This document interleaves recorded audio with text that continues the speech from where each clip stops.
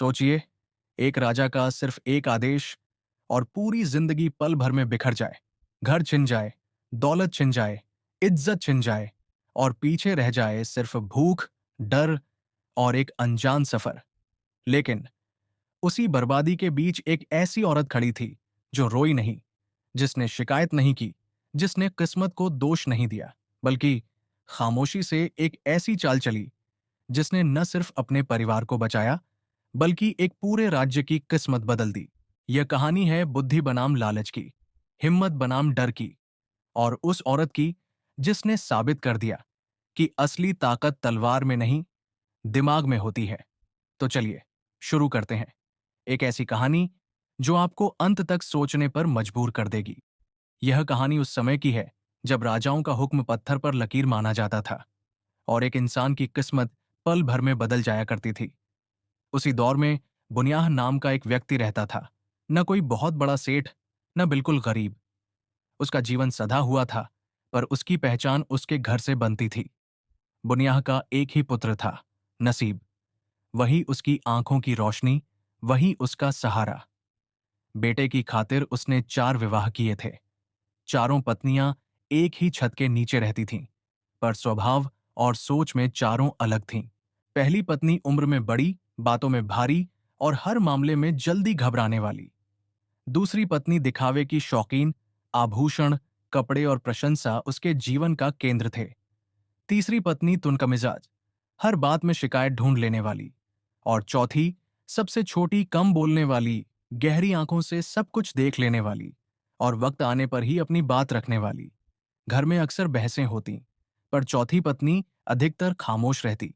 बुनियाह कभी कभी उसकी खामोशी को ना समझी समझ बैठता, पर वही खामोशी आने वाले समय में परिवार की ढाल बनने वाली थी। यह किसी को पता नहीं था। एक दिन अचानक दरबार से संदेश आया। राजा बुनियाह से किसी बात पर अप्रसन्न था। वजह किसी को ठीक ठीक मालूम न थी। कभी किसी की ईर्ष्या, कभी किसी की चुगली और कभी सत्ता का अहंकार। बस इतना तय था कि राजा का आदेश अंतिम था। दरबार में बुनियाह को बुलाया गया। राजा की आवाज में ठंडापन था। बुनियाह, आज से तू और तेरा पूरा परिवार मेरे राज्य में नहीं रहेगा। सूरज ढलने से पहले इस भूमि को छोड़ दो और जाते समय एक सिक्का भी साथ नहीं ले जाओगे। जो इस वक्त शरीर पर है, वही तुम्हारा है। शब्दों की चोट तलवार से तेज थी। बुनियाह के पैरों तले जमीन खिसक गई। घर लौटते समय उसके मन में केवल एक ही सवाल गूंज रहा था, अब क्या? घर पहुंचते ही जैसे तूफान आ गया। पहली पत्नी रोने लगी। दूसरी ने आभूषणों की ओर देखा, मानो उनसे विदा ले रही हो। तीसरी ने राजा को कोसना शुरू कर दिया। केवल चौथी पत्नी शांत बैठी रही, जैसे कुछ सोच रही हो। कुछ देर बाद उसने धीमे स्वर में कहा, अगर इजाजत हो तो मैं सफर के लिए रोटियां बना लूं। रास्ता लंबा है। राजा के पहरेदारों ने अनुमति दे दी। किसी ने क्या सोचा था कि रोटियों में भी कोई चाल छिप सकती है। रसोई में आटा गूंथा जा रहा था। चौथी पत्नी ने 4 कीमती माणिक निकाले, वे आभूषण जो उसने कभी दिखावे के लिए नहीं पहने थे। उसने उन्हें आटे में छिपाया, रोटियां सेंकीं और जाते वक्त सबके सामने कहा, देखिए, मेरे पास सिर्फ रोटियां हैं। सूरज ढलते ढलते परिवार नगर से बाहर निकल गया। पीछे रह गया घर, आंगन और वह जीवन जिसे वे पहचानते थे। आगे था अनजान रास्ता और एक खामोश बुद्धि जो हर कदम गिन रही थी। यात्रा लंबी थी, दिन धूप से भरे, रातें ठंडी और बेचैन। रास्ते में तीनों पत्नियों की शिकायतें थमती नहीं थीं, पर चौथी पत्नी हर रात रोटियों की थैली संभाल कर रखती, जैसे उनमें केवल भोजन नहीं, भविष्य भी बंधा हो। कई दिनों बाद वे दूसरे देश की सीमा में पहुंचे। वहां न कोई जान पहचान थी, न सहारा। यहीं से असली परीक्षा शुरू होने वाली थी। नए देश की सरहद पार करते ही जैसे हवा का मिजाज बदल गया। यहां की जमीन अनजानी थी, रास्ते रूखे और लोगों की निगाहें पर आई। बुनियाह अपने बेटे नसीब का हाथ थामे चल रहा था, जैसे हर कदम पर डर हो कि कहीं यह हाथ भी छूट ना जाए। पहली ही रात ने सबको बता दिया कि असली सज्जा क्या होती है। न कोई छत, न चारदीवारी, बस खुले आसमान के नीचे पत्थरों भरी जमीन। पहली पत्नी ने आहें भरी। दूसरी ने अपने मैले हो चुके कपड़ों को देखकर आंसू बहाए। तीसरी ने बदनसीबी को कोसा। चौथी पत्नी चुपचाप थैली से रोटियां निकाल लाई। बुनियाह ने पूछा, इतनी रोटियां कैसे बच गईं? वह हल्का सा मुस्कुराई। रास्ता लंबा था, सोचा ज्यादा बना लूं। रात में जब सब सो गए, चौथी पत्नी ने धीरे से एक रोटी तोड़ी। अंदर से माणिक चमके। उसने उन्हें फिर से कपड़े में बांधकर छुपा लिया। अभी वक्त नहीं आया था। अगले दिन भूख ने अपना रंग दिखाया। बस्ती दूर थी, मजदूरी बिना पहचान के नहीं मिलती थी। बुनियाह पहली बार समझा कि इज्जत और दौलत कितनी नाजुक चीजें हैं। राज्य बदला और सब छिन गया। तीसरी पत्नी ने झल्लाकर कहा, क्यों ना लौट चलें? राजा से माफी मांग लेंगे। बुनियाह का गला भर आया। राजा की माफी मौत से भी महंगी होती है। शाम तक नसीब भूख से रोने लगा। चौथी पत्नी ने एक रोटी तोड़ी। इस बार माणिक नहीं निकाला। बोली, आज सब खा लो, कल का इंतजाम मैं कर लूंगी। उस रात बुनियाह देर तक जागता रहा। उसे पहली बार एहसास हुआ कि घर की सबसे खामोश औरत ही सबसे आगे सोच रही है। सुबह होते ही चौथी पत्नी बस्ती की ओर चली गई। हाथ में एक माणिक था। सुनार की दुकान पर उसने बिना किसी सौदेबाजी के उसे बेच दिया। बदले में जो मिला वह सिर्फ चांदी नहीं थी, वह एक नई शुरुआत थी। वह आटा, दाल और थोड़ा सा तेल लेकर लौटी। पहली बार परिवार ने परदेश में पेट भरकर खाना खाया। दूसरी पत्नी ने हैरानी से पूछा, यह सब कैसे? वह बस इतना बोली, खामोशी भी कभी कभी सबसे बड़ा हथियार होती है। लेकिन यह तो सिर्फ शुरुआत थी। आगे इंतजार कर रही थी असली परीक्षा, जहां सब्र, अक्ल और रिश्तों की सच्चाई खुलने वाली थी। परदेश में कुछ दिन गुजर चुके थे। भूख अब थोड़ी शांत थी, लेकिन भविष्य अब भी धुंधला था। एक माणिक बिक चुका था, तीन अब भी बचाए गए थे, चौथी पत्नी की खामोश निगरानी में। एक शाम बुनियाह ने गहरी सांस लेते हुए कहा, हम यूं कब तक दूसरों के सहारे झेंगे? आज खाना है, कल फिर वही डर। अगर किसी एक माणिक को बेच दिया जाए तो कुछ दिन की राहत मिल सकती है। तीनों बड़ी पत्नियों ने तुरंत हामी भर दी। हाँ, अब और इंतजार क्यों? आखिर गहने इसी दिन के लिए तो थे। चौथी पत्नी चुप रही। उसने बस इतना कहा, अगर जाना ही है तो सावधानी से जाना। अगली सुबह बुनियाह अकेला शहर की ओर निकला। बाजार चहल पहल से भरा था। आवाजें, रंग, सौदे।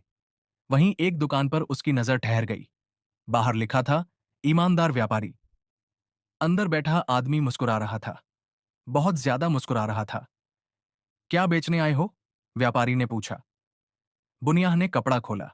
माणिक की चमक देखते ही व्यापारी की आंखें पल भर के लिए बदल गईं, जैसे शिकारी ने शिकार देख लिया हो। मगर अगले ही पल वह फिर वहीं सज्जन बन गया। बहुत कीमती पत्थर है, उसने कहा। बैठो, मैं पैसे मंगवाता हूं। उसने एक कुर्सी आगे खिसका दी, साफ सफेद कपड़े से ढकी हुई। बुनियाह थका हुआ था, बिना सोचे बैठ गया। अगले ही पल जमीन खिसकी।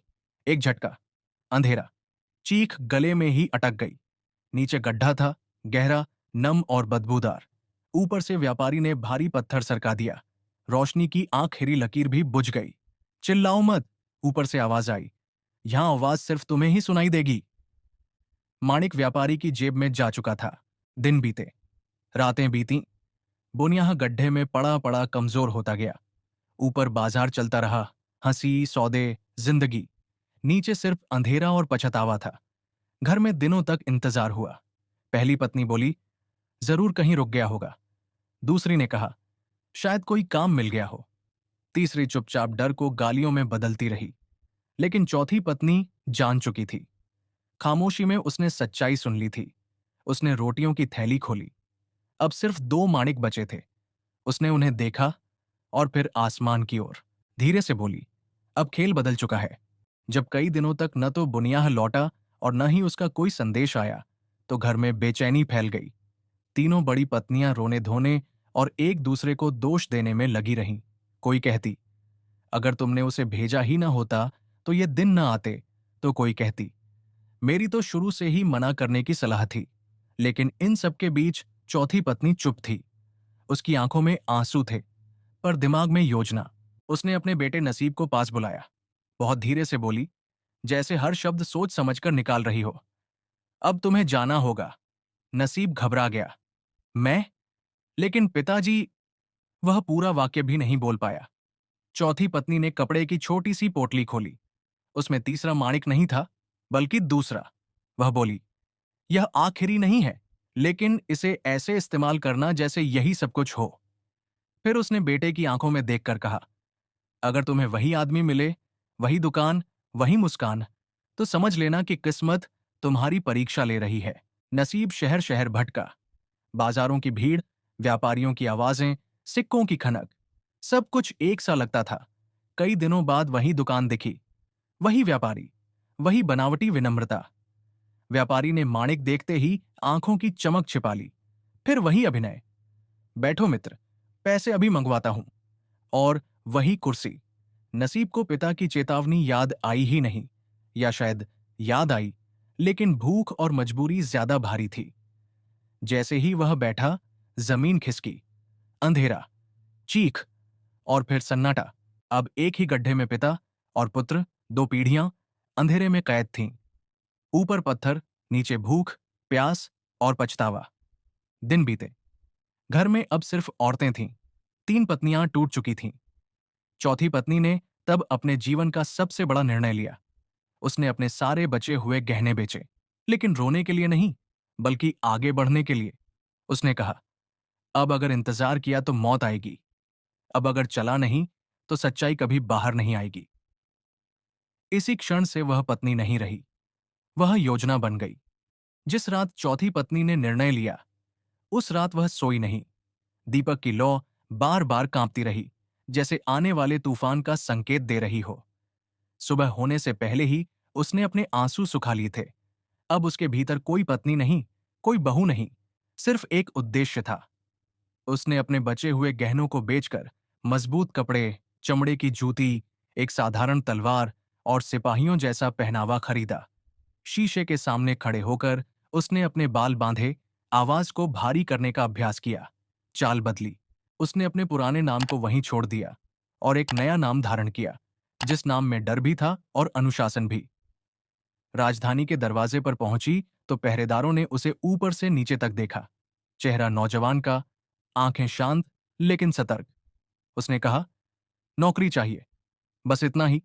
न विनती, न कहानी। दरबार में उसे पेश किया गया। राजा की नजरें कुछ पल ठहर गईं। उस नजर में सवाल भी था और आकर्षण भी। राजा ने पूछा, तुम्हारा हुनर? उसने उत्तर दिया, डर को पहचानना और झूठ को पकड़ना। राजा मुस्कुराया। ऐसे उत्तर वह पहले नहीं सुन चुका था। उसी दिन उसे नगर रक्षा में रख लिया गया। रात की ड्यूटी, जंगल के पास। वही जंगल जिसके बारे में लोग फुसफुसाते थे, जहां एक राक्षस रहता था जो इंसान का रूप धर लेता था। पहली ही रात अंधेरे में एक दहाड़ गूंजी, दिल कांप आने वाली। नए सिपाही ने तलवार मजबूती से थामी, लेकिन पीछे नहीं हटा। तभी एक औरत रोती हुई सामने आई, टूटी हुई, बेबस। बोली, मेरे पति को फांसी दी गई है, आखिरी बार देखना चाहती हूं। उस सिपाही ने उसकी आंखों में देखा। वहां आंसू थे, लेकिन दर्द नहीं। उसने कहा, मेरी पीठ पर चढ़ो। जैसे ही वह औरत ऊपर पहुंची, उसका रूप बदलने लगा। दांत, नाखून, भूख। एक ही वार में तलवार चली। हवा में चीख गूंजी। राक्षस गायब हो गया। सिर्फ जमीन पर एक चांदी की पायल रह गई। सुबह दरबार में सन्नाटा था। जब सिपाही ने पायल राजा के सामने रखी और पूरी बात बताई, तो राजा उठ खड़ा हुआ। उसने कहा, मांगो, जो चाहो। उस सिपाही ने सिर झुकाया, मुझे बाजार का अधिकार चाहिए। दरबार सन्न रह गया। राजा ने कुछ पल सोचा, फिर स्वीकृति दे दी। यही वह चाबी थी जो बंद गड्ढों को खोलने वाली थी। राजा ने बाजार का नियंत्रण उस नए सिपाही को सौंप दिया। सब लोग हैरान थे, क्योंकि यह निर्णय किसी आम आदमी के लिए नहीं, बल्कि किसी राजकाज के लिए होता है। लेकिन राजा ने इस व्यक्ति में एक अलग कशिश और विश्वास देखा था। एक ऐसी शक्ति जो केवल बहादुरी से नहीं, बल्कि बुद्धि से भी आती थी। अब उसी सिपाही के हाथ में बाजार की सारी ताकत थी। बाजार में लोग डरते थे, क्योंकि अब उनका नियम बाजार का मालिक बन गया था। उसने अपने पहले दिन ही आदेश जारी किया। बाजार में चोरी, जाल, फरेब और छल कपट करने वालों को तुरंत पकड़कर राजा के सामने लाया जाए। जो भी अपराधी पाए जाए, उन्हें सख्ती से दंडित किया जाएगा। लोगों ने सोचा कि यह तो अच्छा है, लेकिन फिर उन्हें पता चला कि यह सिपाही सिर्फ कानून नहीं बल्कि न्याय भी चलाता है। वह केवल चोरों को नहीं बल्कि भ्रष्ट तंत्र को भी पकड़ता था। चोर की दुकान के पास पहली तलाशी, पहला शिकार वही था। वह धनी व्यापारी जो वास्तव में चोर था। बाजार में धीरे धीरे लोगों ने देखा कि उस व्यापारी की दुकान के सामने एक बड़ी भीड़ लगने लगी है, क्योंकि नए बाजार मालिक ने सच में आदेश दिया था और उसके आदेश का पालन कौन नहीं करता। चोर ने सोचा कि यह कोई मामूली पुलिस वाला है, लेकिन यह तो वही था जिसने उसे और उसकी चालाकी को समझ लिया था। सिपाही ने चोर की दुकान पर जाकर कहा, तुम्हारे पास वह पत्थर कहाँ है? चोर ने नाटक किया, मुझे क्या पता, मैं तो व्यापार करता हूं, चोरी नहीं। सिपाही ने मुस्कुराकर कहा, तुम्हारे पास वह पत्थर है जो एक परिवार को जिंदा रखने के लिए जरूरी था।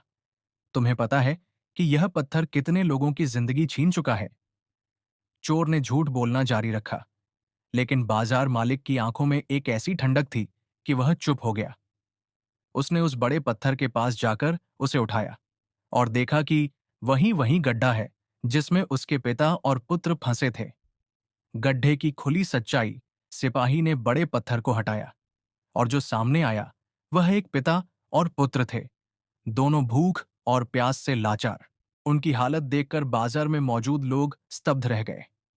किसी ने सोचा भी नहीं था कि चोर की चाल इतनी खतरनाक है। सिपाही ने दोनों को बाहर निकाला और राजा के सामने ले गया। राजा ने उनकी हालत देखी और गुस्से से लाल हो गया। लेकिन राजा ने पूछा, यह कैसे संभव हुआ? सिपाही ने जवाब दिया, यह उसी चोर की चाल है जिसके कारण यह परिवार टूट गया। अब आप देखिए, उस चोर ने कितने परिवारों को जिंदा दफन कर रखा है। अब वह सजा का पात्र है। राजा ने तुरंत आदेश दिया कि चोर को पकड़कर फांसी दी जाए। चोर की सजा और परिवार की आजादी, चोर को फांसी दी गई। लेकिन कहानी अभी खत्म नहीं हुई थी, क्योंकि इस बीच उस परिवार की चौथी पत्नी ने अपने गहने बेचकर राजा के दरबार में नौकरी की थी। वह अब उस सिपाही की पहचान थी, वह जिसने बाजार का नियंत्रण मांगा था। राजा ने उसे बुलाया और कहा, तुमने जो किया वह साहस का काम है। अब तुम मुझसे जो चाहो मांगो। उसने कहा, मुझे कुछ नहीं चाहिए, बस मेरे पति, मेरे पुत्र और मेरे परिवार को सुरक्षित जीवन चाहिए। राजा ने कहा, तुम्हारी इच्छाएं स्वीकार हैं। अब तुम्हारा परिवार आजाद है और तुम मेरी पुत्री बनकर यहां रह सकती हो। और फिर अंतिम मोड़, पहचान का खुलासा। सिपाही ने अपनी असली पहचान बताई। वह वही महिला थी जिसने रोटी में माणिक छुपाया था और उसी की बुद्धिमानी से पूरे परिवार ने बचा लिया था। राजा ने उसकी बहादुरी और बुद्धिमानी से प्रभावित होकर उसे अपनी पुत्री स्वीकार किया।